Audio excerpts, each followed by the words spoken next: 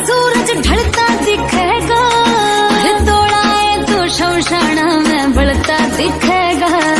छोड़ दिया जय खेल मौत का 2 दिन जीऊंगा, जैनुए बटावट राखी तो मैं 100 दिन जीऊंगा, जैनुए बटावट राखी तो मैं 100 दिन जीऊंगा। हार के लिए वो जिंदगी किसी को हो ना हो हमें तो एतबार, जीना इसी का नाम है।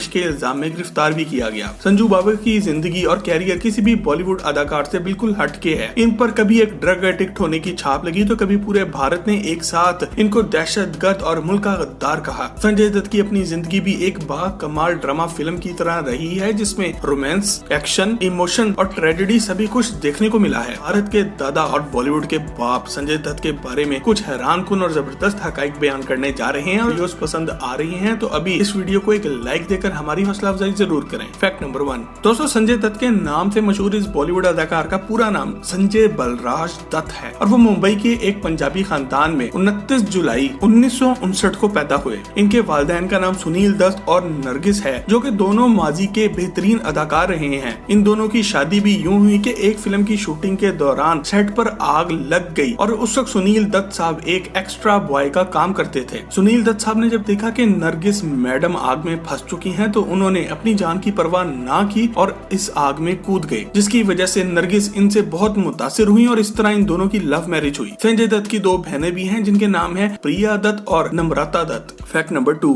तो संजय दत्त की जिंदगी में 2 ऐसी बुराइयां हैं जिन्होंने न सिर्फ इनके कैरियर को बहुत नुकसान पहुंचाया बल्कि इनकी जिंदगी को भी बर्बाद कर दिया, और वो है ड्रग एब्यूज और इलीगल वेपन यूज। और बॉलीवुड के इस बैड बॉय की इन्हीं टेढ़ी मेढ़ी हरकत की वजह से इनकी तमाम गर्लफ्रेंड्स और बीवियां भी इनको छोड़कर चली गईं। इनकी पहली गर्लफ्रेंड अदाकारा टीना मुनिम थी, जो कि इन दोनों की पहली फिल्म में इनके साथ हीरोइन भी आई थी। इसके बाद संजू बाबा ने अदाकारा रीचा शर्मा से साल 1987 में शादी की, मगर इनकी बीवी साल 1996 में दिमाग के कैंसर की वजह से फौत हो गई। दोनों की एक बेटी त्रिशाला दत्त भी है, जो कि आज एक अदाकारा है। इसके बाद साल 1998 में संजय दत्त ने अदाकारा और मॉडल रिहा पिलाई से शादी की, मगर चंद साल बाद ही दोनों में अलैदगी होगी क्योंकि दोनों के एक ही वक्त में बहुत से लोगों से फेयर चल रहे थे। फिर साल 2008 में संजय दत्त ने अदाकारा और आइटम गर्ल मनियाता से शादी की, जिनसे आज इनके 2 बच्चे भी हैं। दोस्तों रिहा शर्मा से शादी के दौरान संजय दत्त का अदाकारा माधुरी दीक्षित से एक अफेयर भी चला और जब इनकी बीवी को मालूम पड़ा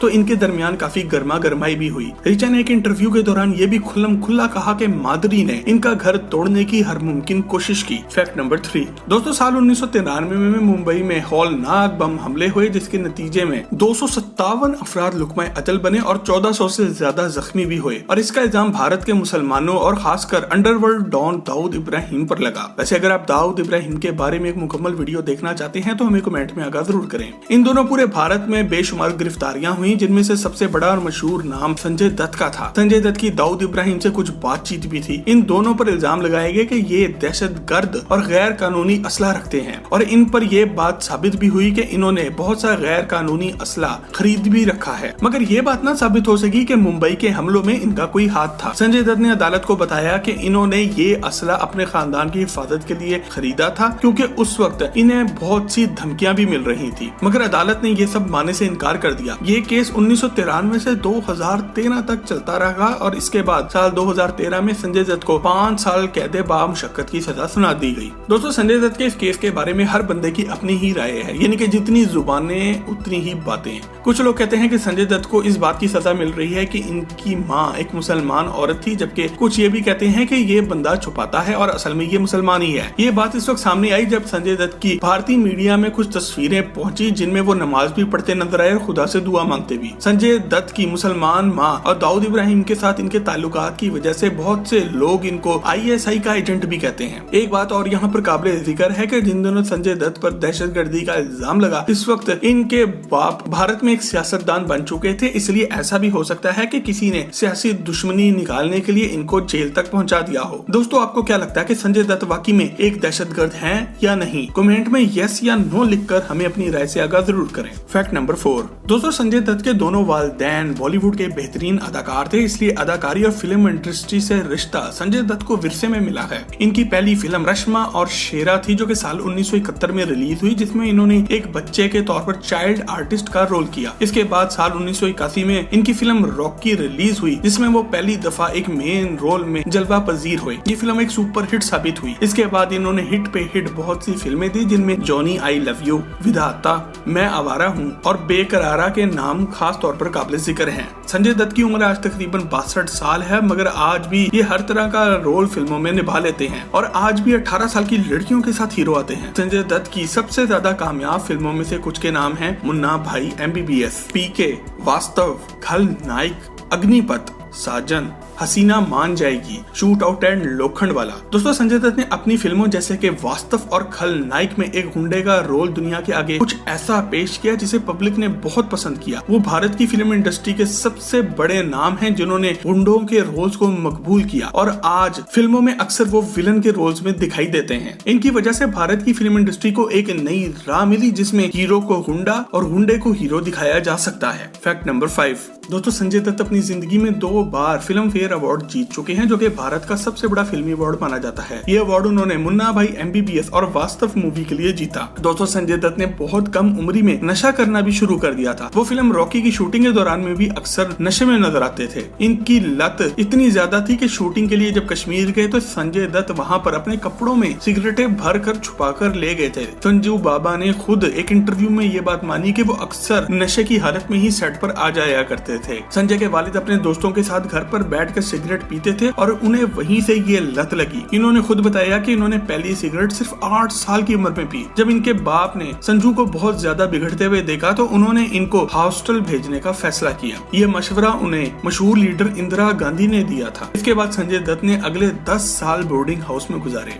फैक्ट नंबर 6। दोस्तों, संजय दत्त की पहली फिल्म रॉकी इनके लिए काफी अहम थी, सिर्फ इसलिए नहीं क्योंकि ये एक बड़ी हिट फिल्म साबित हुई, बल्कि इसलिए भी क्योंकि इसकी रिलीज के दौरान संजू बाबा की मां नरगिस की जिंदगी खत्म होने वाली थी और इनकी सांसें उखड़ चुकी थी और इस फिल्म के रिलीज होने से चंद दिन पहले ही वो फौत भी हो गई। इस फिल्म के प्रीमियर के दिन संजय बाबा ने फिल्म की सबसे पहली टिकट अपनी मां की याद में खरीद कर आज भी अपने पास रखी हुई है। दोस्तों, अदाकारा टीना से ब्रेकअप के बाद संजय दत्त ने खूबसूरत मॉडल किम्मी कातकर को डेट करना शुरू किया, जो उस वक्त अपने बोल्ड कैरेक्टर्स की वजह से बहुत मशहूर थी। मगर संजय दत्त की नशे की लत की वजह से ये रिश्ता भी ज्यादा देर ना चल सका। इनका नशे का मसला दिन ब दिन बढ़ता जा रहा था और एक दिन तो यूं हुआ कि जब वो सोकर उठे तो इनके घर का नौकर इनके पास बैठा रो रहा था। जब उससे पूछा तो इसने बताया कि वो इसलिए रो रहा है कि संजू बाबा पिछले 3 दिन से बेहोश पड़े हुए थे और वो समझ रहा था कि ये मर चुके हैं। इसके बाद संजय दत्त ने अमेरिका का रुख किया, जहाँ पर उन्होंने एक रिहैब क्लिनिक में एडमिशन लिया और 1 साल वहाँ पर गुजारा और अपने नशे की लत पर काबू पाया। Fact number 7। दोस्तों, संजय दत्त जब अमेरिका में थे तो इनकी दोस्ती वहाँ पर एक गोरे बिजनेसमैन से हुई, जिसने इनको अपने साथ फार्मिंग के बिजनेस में पैसा लगाने का मशवरा दिया। मगर संजय दत्त ने अपने बाप की बात मानकर वापस बॉलीवुड आकर फिल्म करने का इरादा किया और इसकी कभी कोई खबर ना ली। काफी साल बाद वापस अमेरिका गए तो इस आदमी से मिले और इन्हें पता चला कि आज वो एक बिलियनियर बन चुका है। अमेरिका में वो इन दिनों आर्नल्ड और रैम्बो की फिल्मों से बहुत मुतासिर हुए, इसलिए उन्होंने बॉडी बिल्डिंग में भी हिस्सा लेना शुरू किया। जब साल 1993 में फिल्म खलनायक रिलीज हुई तो संजय दत्त दहशतगर्दी के इल्जाम में जेल जा चुके थे और फिल्म को प्रमोट करने के लिए फिल्म के डायरेक्टर ने बहुत होशियारी से काम लेते हुए संजय के जेल में होने का फायदा भी उठाया। उन्होंने फिल्म खलनायक में एक line yes I am the villain को खूब प्रमोट किया और फिल्म को कुछ ऐसा शो किया जैसे संजय हकीकी जिंदगी में ही कोई विलन हो। इसलिए खलनायक बॉक्स ऑफिस पर बहुत कामयाब रही और इस साल की सबसे ज्यादा बिजनेस करने वाली फिल्म भी बनी। Fact number 8। दोस्तों, फिल्म वास्तव की शूटिंग के दौरान संजय दत्त ने बताया कि वो इस रोल के लिए अदाकार अल पचिनो की अल मशहूर फिल्म स्कारफेस बहुत ज्यादा देखते थे और चाहते थे कुछ इसी तरह का किरदार वो लोगों के आगे पेश कर सके। वास्तव मूवी बॉक्स ऑफिस पर बहुत कामयाब रही और इस फिल्म की वजह से संजू की एक्टिंग की भी बहुत तारीफ की गई। दोस्तों, आपको ये जानकर भी एक झटका लगेगा कि फिल्म मुन्ना भाई MBBS में हीरो के लिए पहली पसंद संजय दत्त नहीं बल्कि SRK यानी कि शाहरुख खान थे। यहाँ पर संजय दत्त ने मुन्ना भाई का नहीं बल्कि जिम्मी शेरगिल का रोल यानी कि एक मरीज का रोल निभाना था, मगर शाहरुख खान को लगा कि वो अपना रोल नहीं कर पाएंगे, इसलिए ये रोल आखिरकार संजय दत्त को मिला। इस फिल्म की कामयाबी से संजय दत्त के कैरियर को एक बहुत बड़ा बूस्ट मिला और आज ये बॉलीवुड में इनकी निशानी भी समझी जाती है। Fact number 9। दोस्तों, संजय दत्त की तीसरी बीवी मनियाता ने इनसे मिलने से पहले एक फिल्म लवर्स लाइक अस में काम किया था, जिसमें इनके बहुत से गलत किस्म के सीन भी फिल्म बंद किए गए थे। जब संजू को पता चला तो इन्होंने इस फिल्म के तमाम हकूक खरीद कर इसको रिलीज होने से पहले ही बंद करा दिया, जिससे जाहिर होता है कि संजय दत्त असल जिंदगी में भी एक दाता है। दोस्तों, संजय दत्त की जिंदगी हमें ये सबक सिखाती है कि हमें अपनी जिंदगी में कामयाबी भी मिलती है और नाकामी भी, अच्छा वक्त भी और बुरा वक्त भी, मगर संजय दत्त ने अपने बुरे वक्त से सबक सीखा है और अपने अच्छे वक्त को बेहतर बनाया है और आज इनको दुनिया दहशतगर्द नहीं मानती बल्कि कामयाब तरीन अदाकार और मुस्तकबिल के एक सियासतदान के तौर पर जानती है। अगर आज की वीडियो आपको पसंद आए तो इसे लाइक करके फेसबुक और व्हाट्सएप पर अपने दोस्त अहबाब के साथ शेयर जरूर करें। मजीद ऐसी ही और ज्यादा जबरदस्त वीडियोस के लिए जरूर करें। आपसे बहुत जल्द एक और जबरदस्त वीडियो में मुलाकात होती है। जब तक अपना और अपने घर वालों का ख्याल रखें। किसी को हो ना हो हमें तो एतबार, जीना इसी का नाम है।